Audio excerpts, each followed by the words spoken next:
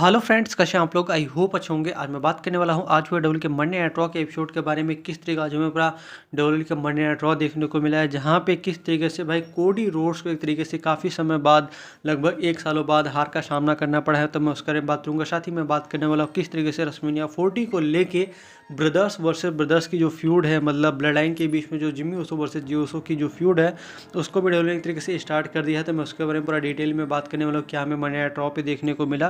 तो आप लास्ट तक जरूर बने रहिएगा।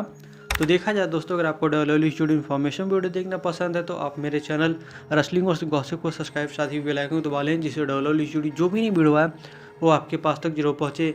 देखा जाए, जो हमें मंडे नाइट रॉ का स्टार्टिंग देखने को मिलता है, मतलब शो का स्टार्टिंग होता है वो Drew McIntyre versus Cody Rhodes के मैच के साथ देखने को मिलता है। हाँ भाई, डब्ल्यूडब्ल्यूई ने एक तरीके से मंडे नाइट रॉ का जो स्टार्ट है वो एक तरीके से इसी मैच के साथ कर दिया, मतलब कोडी रोड्स और ड्रू मैकिंटायर के मैच के साथ। और देखा जाए जो मैच में जो पेस था, पेस वाकई में काफ़ी था। स्टार्टिंग में दोनों तो 50-50 थे। इसके बाद फिर जिस तरीके से भाई हमने पहले तो कोडी कार्टर देखा, कोडी रोड्स का धरा, उसके बाद फिर ड्रू मैकिंटायर का स्पाइंग बस्टर भी देखा था। लग रहा था कि भाई कुछ तो तगड़ा है।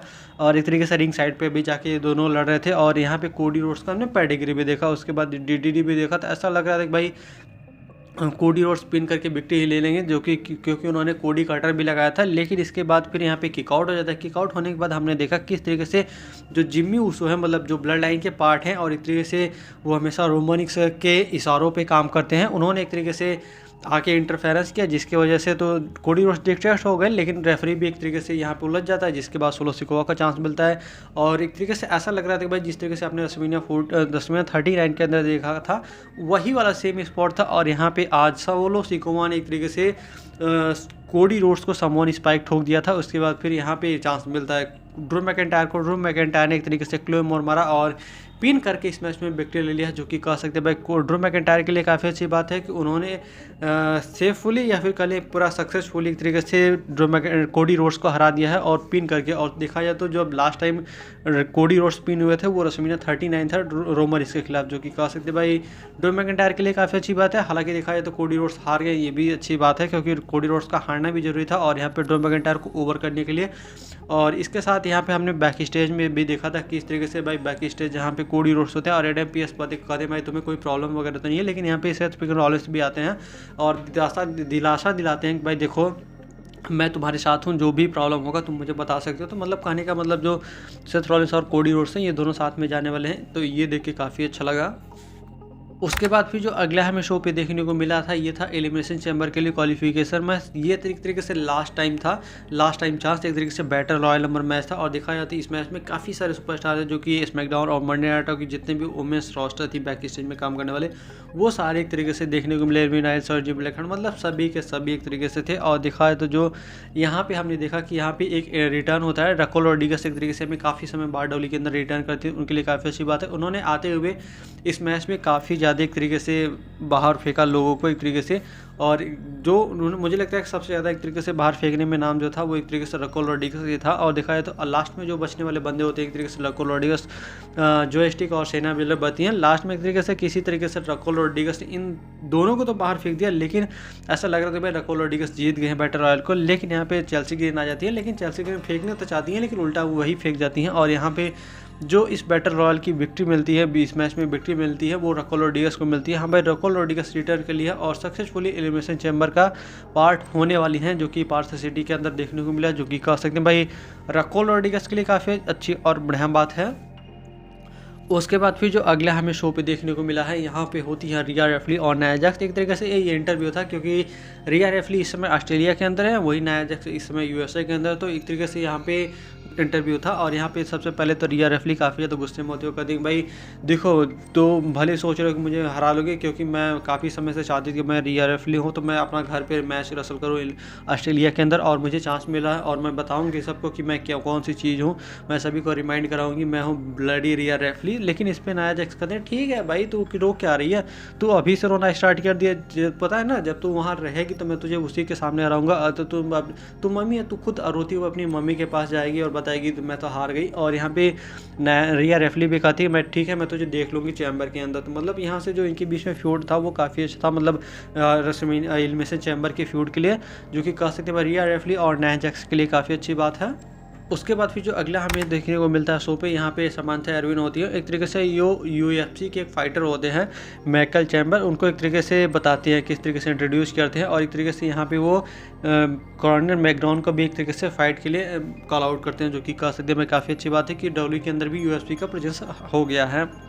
उसके बाद फिर जो अगला हमें शो पे देखने को मिला है मैच, ये था 8 मैन टैग टीम मैच, जहाँ पे एक तरीके से judgment day versus DIY and अर्शोन ट्रूथ के बीच में एक मैच था। और दिखाया था यहाँ पे R-Truth एक तरीके से पहले से ही आज जो मैच में जो ये दोनों वाले मतलब ट्रिपल एच के स्ट्राइक वाला सकिट वाला स्पॉट था वो करने का, वो काफ़ी अच्छा किया था। इसके बाद फिर यहाँ पे जो आज R-Truth का मैच, इस टैग टीम मैच में जो मज़ा था वो काफ़ी अच्छा था। उन्होंने जो पूरा नकल सकल वगैरह लगाया था, जो भी जॉन सीना का मूव्स होते वो सारे किए थे। और जिस तरीके से आज R-Truth ने जो डेमन पेस्ट की धुलाई की वो काफ़ी था, उन्होंने एक तरीके से डेमन पेस्ट को भी चाटा वगैरह मारा था, उसका रिंग साइड पे भी काफ़ी ज़्यादा हालत ख़राब कर दी थी। ऐसा लग ही रहा था कि भाई आज तो डेमन पेस्ट गए, आज R-Truth लेके ही डूबेंगे डेमन पेस्ट को। लेकिन हमने किस तरीके से देखा भाई, यहाँ पे डेमन पेस्ट का साउथ ऑफ हेवन आता है R-Truth के ऊपर, और उन्होंने पिन करके इस मैच में विक्ट्री ले लिया, जो कि कह सकते हैं भाई जजमेंट डे के लिए काफ़ी अच्छी बात है कि जजमेंट डे ने DIY और अर्शोन ट्रूथ को हरा दिया है 8 मैन टैग टीम मैच के अंदर, जो कि अच्छी बात है।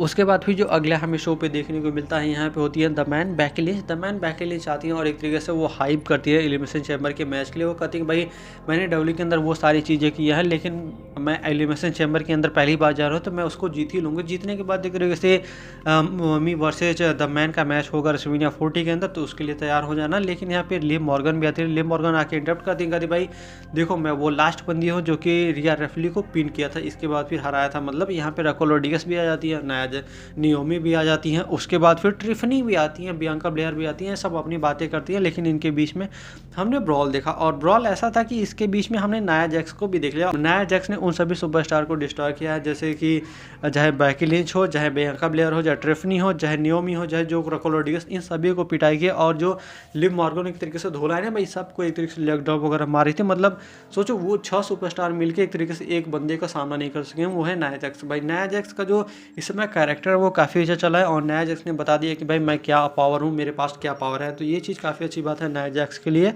तो इसके लिए आप तैयार हो जाए कि इनके बीच में जो फ्यूड होगा एलिमिनेशन चैम्बर के अंदर मैच, वो काफ़ी अच्छा और बढ़िया जाने वाला है। उसके बाद फिर जो अगला हमें शो पे मैच देखने को मिला है, ये था सिंगल्स मैच, जहाँ पे आईवार वर्सेज चैट केबल के बीच में सिंगल्स मैच था। और भाई आईवार ने तो एक तरीके से ऐसा लगा था भाई चैट केबल को पहले से ही डिस्ट्रॉय कर देंगे, लेकिन ऐसा हुआ नहीं। जिस तरीके से वो अब मून शॉट वगैरह भी लगा रहे थे, लेकिन उस पर भी किकआउट वगैरह हो रहा था। जिसके बाद फिर हमने देखा किस तरीके से चैट केबल का वो जर्मन सुप्लेक्स आता है। भाई वो तो जर्मन सुप्लेक्स वाकई में काफ़ी अच्छा लगाते हैं, और जो लगाया था उसके बाद फिर उन्होंने मून शॉट भी लगाया था।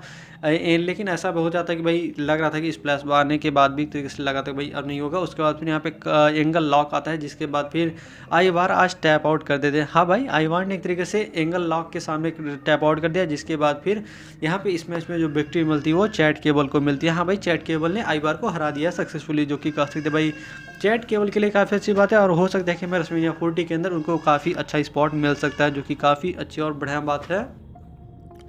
वही जो हमें डब्ल्यू के मंडे नाइट रॉ पे जो मेन इवेंट में देखने को मिला है मैच, ये था इंटरकॉन्टिनेंटल चैंपियनशिप के लिए मैच, जहाँ पे गंथर अपना टाइटल डिफेंड कर रहे थे जे उसो के साथ। और जे उसो जिस तरीके से उनका जो पर्सोना इस समय वो काफ़ी अच्छा था, जिस तरीके से सब मूव करते हैं जे उसो का, वो काफ़ी था। और मैच की स्टार्टिंग में जिस तरीके से भाई चॉप्स पे चॉप्स लग रहे थे, वो तो गंथर के चॉप्स हमेशा ही अच्छे होते हैं। हालांकि देखा है तो एक तरीके से जे उसो ने भी काफ़ी अच्छा काउंटर बैक किया था। उन्होंने एक तरीके से गंथर को जो टेबल पे पटकाया वो काफ़ी अच्छा स्पॉट था। उसके बाद फिर रिंग्स में जाके किस तरीके से हमने वो देखा, स्पीयर देखा, स्पीयर के बाद स्प्लैश देखा, किक आउट हुआ। फिर गंथर का एक तरीके से पावर बम देखा, वहाँ पे किक आउट हुआ। उसके बाद फिर जे उसो ने एक तरीके से स्पीयर की बारिश सी कर दी थी, एक spear, double spear, triple spear, मतलब स्पीयर पे स्पीयर 4-5 तो स्पीयर मार दिए थे जे उसो ने एक तरीके से गंथर को। तो ऐसा लग रहा था भाई, ऐसा मोमेंट देख लगा भाई तो ये तो आज तो गंथर गया, गंथर के सामने कोई नहीं अब टिकने वाला। लेकिन यहाँ पे गंथर तो अब गया जे उसो ने एक तरीके से पूरी तरीके से ऐसा लग रहा था भाई अब जीत ही जाएंगे। 4-5 स्पीयर मारा, उसके बाद फिर स्प्लैश मारा, स्प्लैश मारने के बाद एक तरीके से वो पिन करे रहे थे। एक काउंट हुआ, दूसरा काउंट होने ही जा रहा था, तभी यहाँ पे टाइम कीपर एरिया में एक तरीके से वेल बजना चालू हो गया था। और यहाँ पे मैच ऐसे ही खत्म हो गया। मतलब लोगों को लगा कि भाई मैच कैसे खत्म हो गया, लेकिन यहाँ पे जो टाइम कीपर एरिया में जो घंटी बजाने वाला बंदा होता है वो कोई और नहीं बल्कि जे उसो का भाई जिम्मी उसो होता है। भाई जिम्मी उसो होते हैं और एक तरीके से मास्क वगैरह निकालते हैं। जिसके बाद फिर जे उसो ने फिर से काउंटर बैक करना चालू किया, सुपर किक मारा, स्पीयर मारा, उसके बाद स्प्लैश जब मार ही रहे थे तभी एक तरीके से ऐसा गंथर ने रोल अप किया कि मतलब किसी तरीके से भाई जीत गया। मतलब गंथर एक तरीके से ऐसा लग रहा है भाई बस मेरा बच गया, मेरा टाइटल बच गया, मैं जीत गया, मेरे लिए यही बहुत है। और वो धीरे से भाग भी लिया, मतलब ये दिख लगा। उसके बाद फिर यहाँ पे जो होते हैं जिम्मी ओसो का मन नहीं भरता कि भाई जे ओसो भले हार गया। उसके बाद फिर जे ओसो के आके ऊपर अटैक करते हैं, एक बार स्प्लैश मारा, दोबारा से स्प्लैश मारा, और जे ओसो को वो मजाक भी बना रहे थे जिम्मी ओसो। तो कह सकते हैं भाई जो ये फ्यूड है मतलब जिम्मी ओसो वर्सेस जे ओसो के बीच में, वो काफ़ी अच्छी बात है। हालांकि देखा है तो काफ़ी दुख हुआ जो कि जे ओसो नहीं जीत सके, लेकिन ये भी अच्छी बात है कि हमें ब्लड लाइन के बीच में जो अभी जिम्मी ओसो वर्सेस जे ओसो के बीच में मैच बचा हुआ था रेसलमेनिया के लिए, तो वो स्टार्ट हो चुका है दोस्तों, जो इस वाले मंडे नाइट रॉ के लिए काफ़ी अच्छी और बढ़िया बात है। तो देखा जाए दोस्तों, जो आज का वीडियो था यहीं तक था। अगर वीडियो अच्छा लगा तो वीडियो को लाइक शेयर, साथ ही चैनल को सब्सक्राइब कर लें और अपने दोस्तों वगैरह तक जरूर शेयर करें। Thank you.